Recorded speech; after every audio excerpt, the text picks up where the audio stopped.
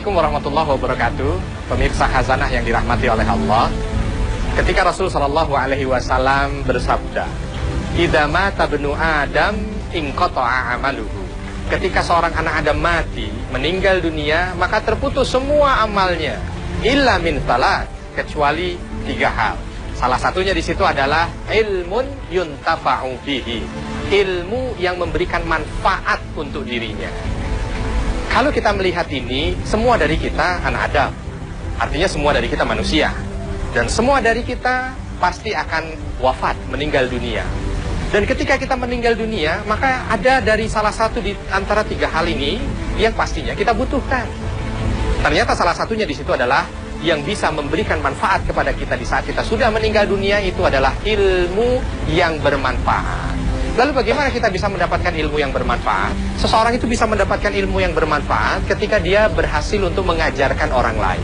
Apapun yang diajarkan, selama ilmu yang diajarkan kepada orang itu sangat bermanfaat untuk dirinya, maka dia akan mendapatkan balasan pahala ini. Selama orang yang diajarkan itu mendapatkan manfaat dari ilmu yang diajarkan, maka selama itulah orang itu akan mendapatkan balasan pahala dari Allah Subhanahu wa Ta'ala. Dan kalau kita lihat berkaitan dengan masalah mengajar, maka gurulah yang memiliki porsi besar untuk bisa mendapatkan ilmu. Walaupun tidak harus selalu guru. Siapapun dari kita mampu untuk mengajarkan kepada siapapun. Apa yang bisa kita ajarkan dari ilmu yang bisa memberikan manfaat, kita ajarkan. Selama dia bermanfaat, maka akan mendapatkan pahala dari apa yang kita kerjakan itu. Wabil khusus guru. Maka mari sama-sama, kalau di antara kita ada yang sudah menjadi guru, ada yang perlu diperhatikan. 1, jaga keikhlasan. Jangan sampai ketika kita mengajarkan orang itu hanya mengejar dunia saja. Kita mengajarkan orang ilmu, ketika kita ikhlaskan kepada Allah, maka kita akan mendapatkan pahala dari ilmu yang kita ajarkan itu. Yang kedua, kalau seandainya kita bukan berprofesi sebagai guru, maka tanamkan dalam diri, kita harus mampu menjadi guru dalam hal apapun juga. Dalam hal kebaikan apapun juga. Karena kita pada hakikatnya berlomba-lomba untuk mampu mendapatkan kebaikan yang ini. Dari 3 kebaikan ini kita mencoba untuk mendapatkan 1 kebaikan. Dari 3 itu, apa itu? Memberikan ilmu yang bermanfaat. Semoga di sisa hidup yang Allah berikan ini, kita diberikan kemampuan. Sekali lagi diberikan kemampuan, keikhlasan untuk mengajarkan ilmu yang bermanfaat kepada saudara-saudara kita. Sehingga ketika kita di dalam kubur, Allah akan memberikan kebaikan itu untuk kita.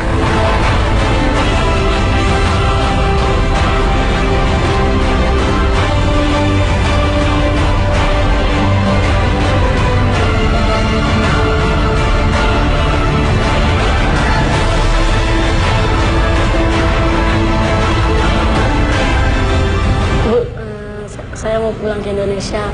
Saya mohon izin pamit. Terima kasih sama Bu Surya untuk yang pernah ngajarin saya dari kecil.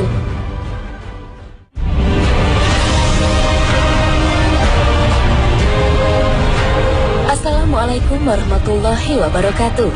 Selamat pagi pemirsa Hasanah. Masih ingat kisah muslimah minggu lalu? Hari ini kami kembali mengajak Anda meneruskan perjalanan menelusuri cerita-cerita muslimah tanah air di Arab Saudi.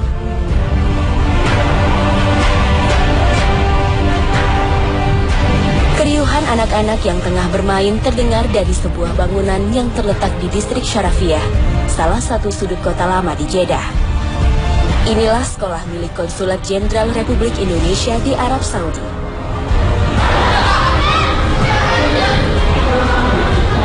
Di dalam bangunan sederhana ini, sekitar 1.200 pelajar Indonesia dari taman kanak-kanak hingga sekolah menengah atas datang setiap harinya demi menuntut ilmu.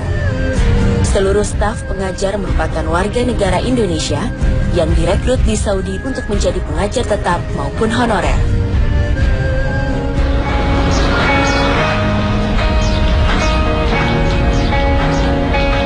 Tepat pukul 7 pagi, Surya Megawarni berangkat menuju sekolah Indonesia Jeddah untuk mengajar murid-muridnya.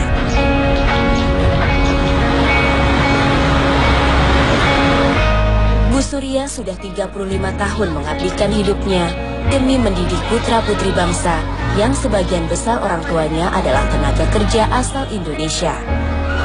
Dengan jumlah pengajar yang sangat minim, yakni hanya sebanyak 27 tenaga pengajar termasuk kepala sekolah, satu orang guru terpaksa harus mengajar berbagai mata pelajaran dari berbagai tingkatan pendidikan.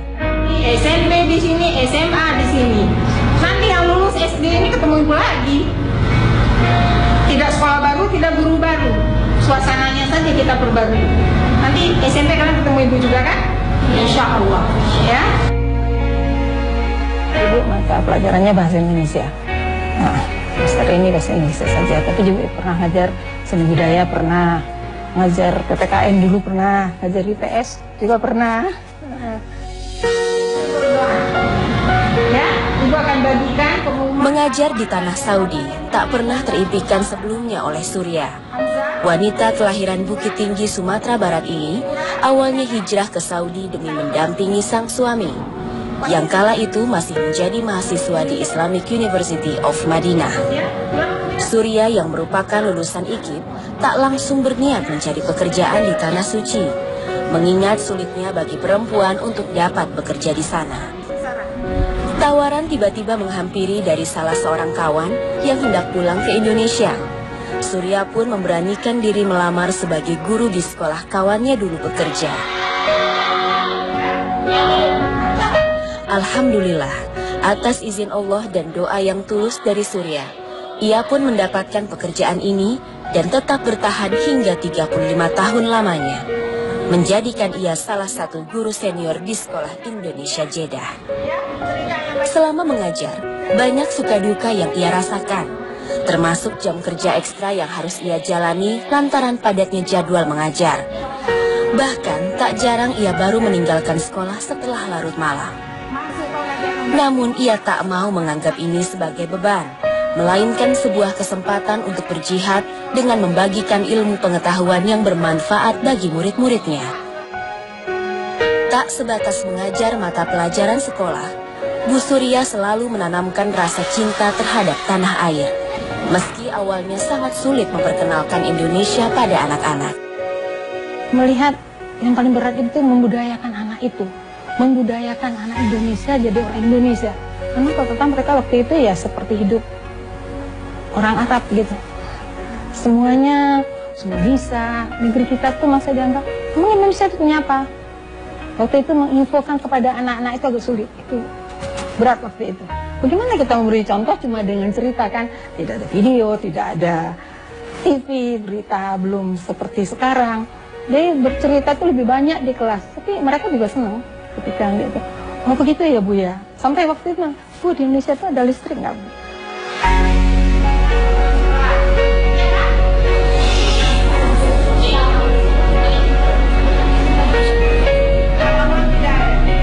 Melihat keluguan murid-muridnya, membuat Bu Surya semakin bersemangat mengajar.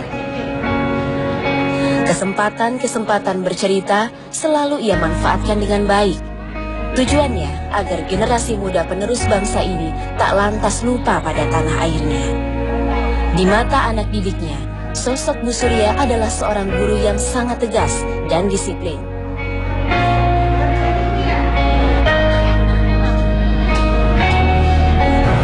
Tegas. Kalau murid kalau murid suka main dimarahin. Galak nggak? Enggak, bukan galak tapi tegas. Bu Surya itu ya sering marahin Laila, ya sering, tapi dari situ juga Laila itu belajar kalau Laila itu harus lebih dewasa lagi, biar Laila itu gak sering marahin Bu Surya. Murid-murid kelas 6 SD ini sebentar lagi akan merayakan kelulusannya. Sebagian besar melanjutkan kembali ke jenjang SMP, masih di gedung yang sama di sekolah Indonesia Jeddah ini. Walau beberapa orang murid seperti Rafli akan meninggalkan Saudi untuk melanjutkan sekolah di tanah air, itu artinya mereka akan berpisah dari sosok Bu Surya. Sedih sih, tapi gak apa-apa. Kan setiap pertemuan ada perpisahan. Bu, saya mau pulang ke Indonesia. Saya mohon izin, pamit. Terima kasih sama Bu Surya untuk yang pernah ngajarin saya dari kecil.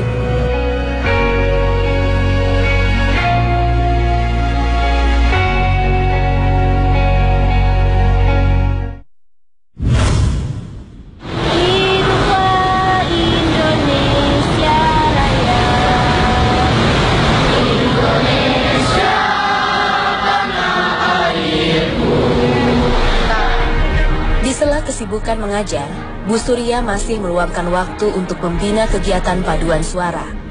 Anggotanya adalah siswa-siswi SMP dan SMA. Ia melatih anak-anak ini mengolah vokal sekaligus menyanyikan lagu-lagu nasional.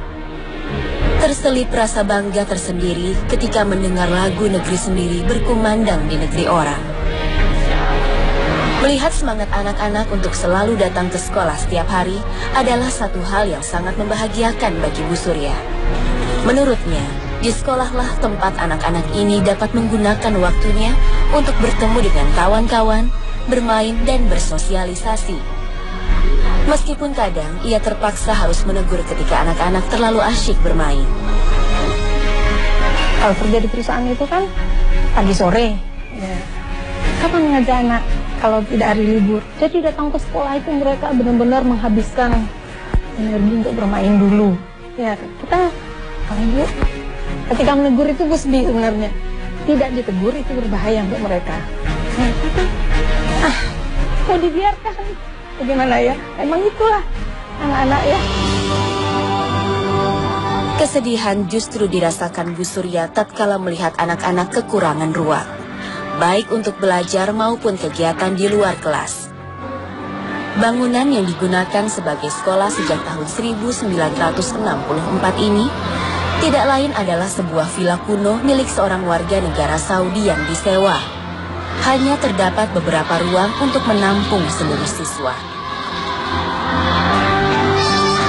Untuk mensiasatinya, kegiatan belajar mengajar dilakukan secara bergantian. Pagi hari, ruang kelas digunakan untuk sebagian siswa SD dan SMP. Sementara siangnya, giliran siswa SMA. Bahkan ketika menjelang musim ujian, siswa harus berada di sekolah hingga malam hari untuk mendapatkan jam pelajaran tambahan. Sembari menunggu giliran masuk kelas, kerap kali para siswa ini duduk di sepanjang lantai koridor sekolah. Kondisi yang terjadi di sekolah luar negeri dengan jumlah siswa terbesar di seluruh dunia ini membuat Bu Surya prihatin. Dulu di lantai itu sambil makan, nunggu guru di lantai gitu. Hati ibu tuh rasanya kok sedih sekali gitu. Di rumah mereka duduk seperti apa ya? Ini di sekolah aku emang kan duduk di lantai itu sering ibu nangis. Keluar sendiri tuh air mata kalau udah ngeliat anak-anak begitu. Kalau dia anak-anak kecil-kecil itu, kadang suka duduk depan pintu gang WC itu kan, itu yang bersih padahal mereka, anak-anak jangan duduk sini, makan jangan di sini. Menjelang masa pensiunnya beberapa tahun lagi, bukan gaji atau imbalan yang ia dambakan. Mimpinya hanya satu, yakni sesegera mungkin anak-anak didiknya dapat merasakan fasilitas ruangan yang layak untuk bersekolah. Masya Allah, semoga Allah Azza wa Jalla senantiasa memuliakannya. Pemirsa Hasanah yang dirahmati Allah, memuliakan guru, menghormatinya, mendahulukannya dalam penunaian hak adalah tuntunan Islam, bukan karena latar belakang individu sang guru, namun semata-mata karena kemuliaan ilmu yang diajarkannya. Rasulullah pernah mengajarkan kepada para sahabatnya sebuah kalimat yang agung saat beliau bersabda, "Bukan termasuk umatku mereka yang tidak memuliakan para sesepuh kita, mereka yang tidak menyayangi generasi muda kita, dan mereka yang tidak mengenal hak-hak alim ulama kita." Hadis riwayat Ahmad. Menjadi seorang guru, baik guru dalam ilmu agama maupun ilmu dunia, punya keutamaan begitu besar, yakni keutamaan seorang yang mengajarkan ilmu. Dari Abu Mas'ud Uqbah bin Amir al-Ansyari radhiyallahu anhu, ia berkata bahwa Rasulullah Shallallahu alaihi wasallam bersabda, "Barang siapa yang menunjuki kepada kebaikan, maka dia akan mendapatkan pahala seperti pahala orang yang mengerjakannya." Hadis riwayat Muslim nomor 1893.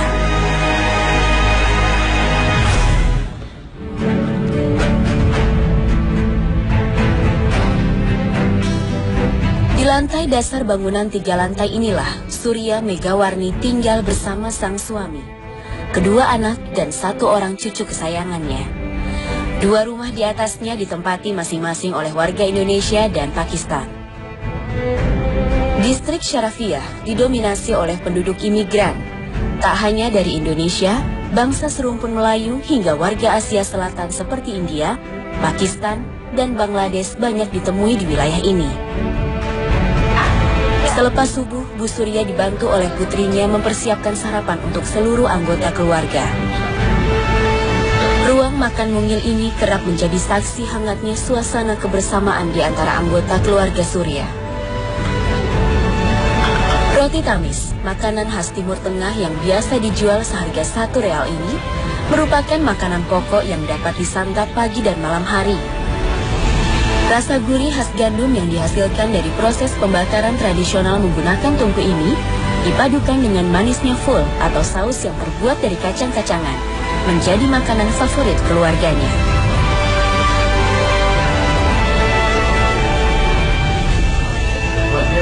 Tiap akhir pekan, Bu Surya selalu memanfaatkan hari liburnya untuk bercengkrama dengan cucu pertamanya yang baru berusia 4 tahun.